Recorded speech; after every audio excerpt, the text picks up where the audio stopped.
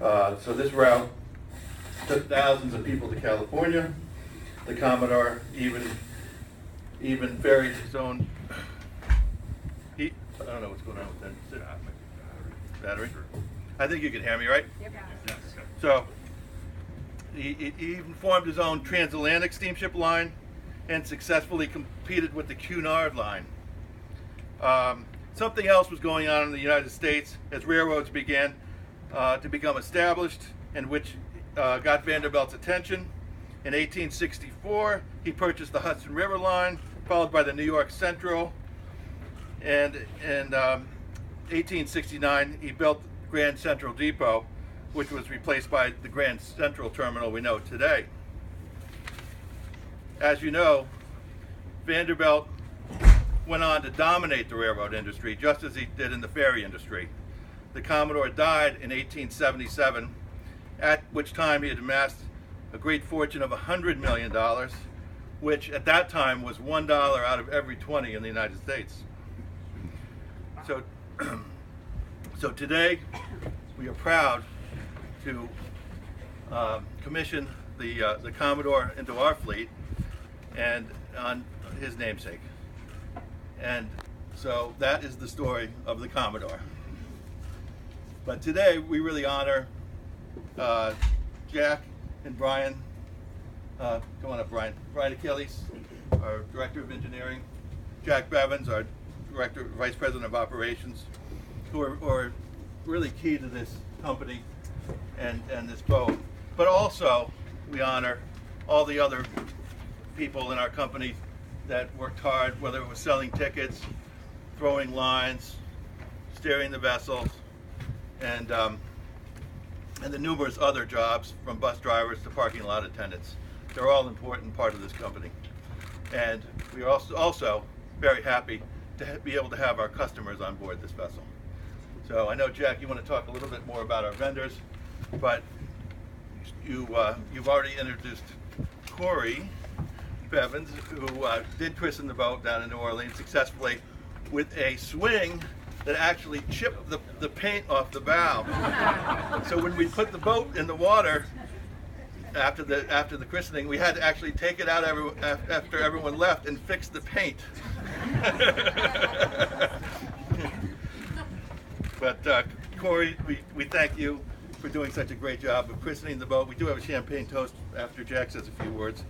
And Grace and Lucy, your daughters, are here too. You guys want to stand up? All you guys stand up? And so one more round of applause for the great family. So we're very proud. Thank you. All right, once again, I'd like to thank everybody for coming out on this special day today.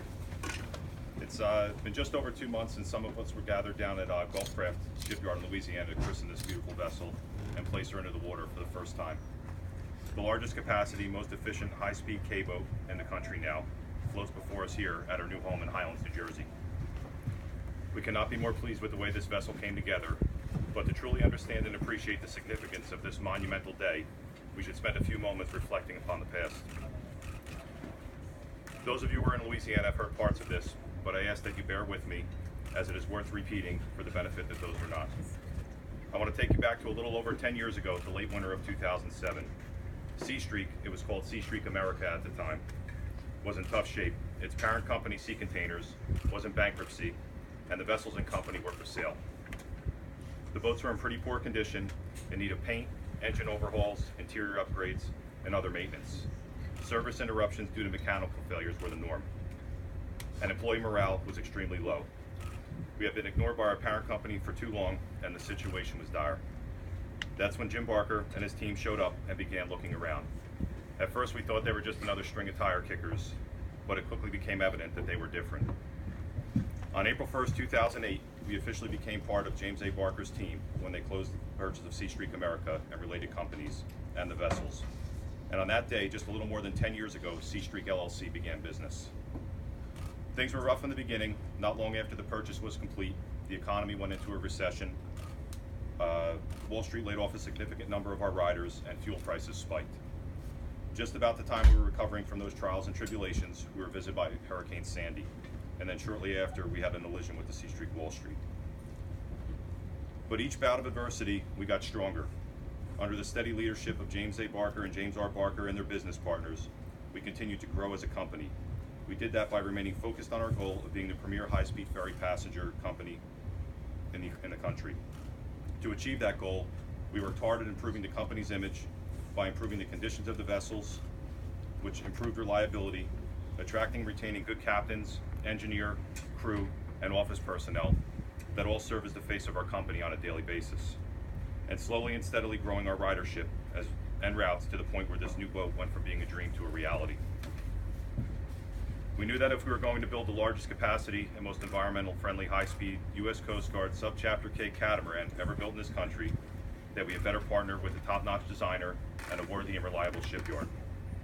We listened to our customers and took their requests, along with our experience, to the talented design team at Incat Crowther in Australia.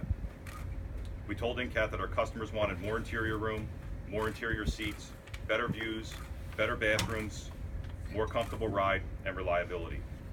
Charged with those objectives, Seastreak and Incat designed the Commodore.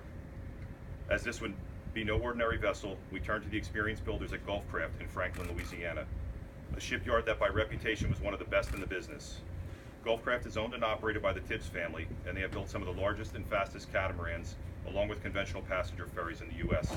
And I think you will agree that they lived up to their reputation when you step aboard the Commodore. The Commodore build time was just shy of 2 years, with an additional year and a half of design prior to beginning construction. She's 150 foot long and 40 foot wide. She is the largest passenger capacity U.S. Coast Guard K-boat ferry in the U.S., certified to carry 600 passengers. She is powered by 4 MTU 12V4000 engines that produce a combined 7,400 horsepower, coupled to 4 Rolls-Royce S-Series water jets. She has a total of 500 interior seats with an additional 200 exterior seats on her outer decks. Fully appointed concession snack bar on the main deck, 7 interior restrooms located on the 2 decks, and the latest technology in electronic bridge navigation equipment available. We were anxious to get the Commodore to New Jersey in time for Memorial Day, which is the unofficial start to our busy season. She arrived about 12 days ago, making the 2,000 nautical mile trip from Louisiana without any difficulties. While we knew we had one heck of a boat on our hands before we even left the shipyard, her performance on the trip home to New Jersey confirmed that the Commodore's design and build was a hit. While we are proud of all of our vessels, the Commodore is clearly the flagship of our fleet. So as I stand here before you today, 10 years after James A. Barker took the helm of Seastreak and steadied the company up on a course for success, I couldn't be more thrilled to be part of this momentous occasion. However, this has truly been a collaborative effort, and I would be remiss if I did not thank and acknowledge everyone that played a role who has gotten us here today. All the men and women that worked on this project should be proud of the result. This is a beautiful vessel that will undoubtedly serve the company well. I'd like to thank the Tibbs family and the workers at Gulfcraft Shipyard, Seastreak engineer Brian Achille, Incat Crowther, and our project manager Stuart Wells.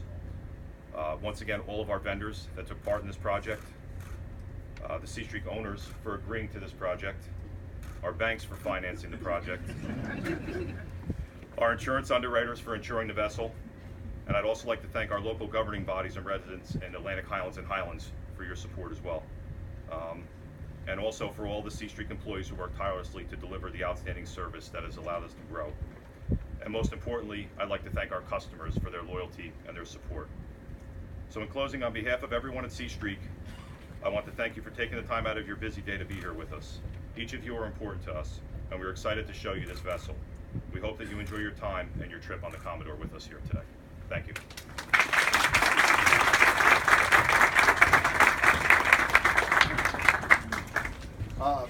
Have you all gotten some champagne?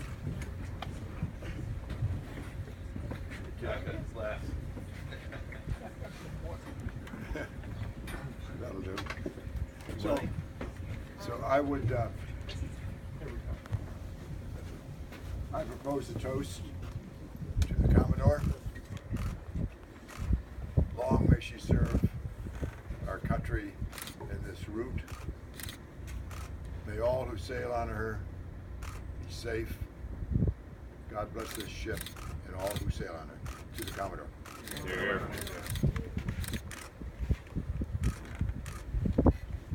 All right, let's get underway. Get underway.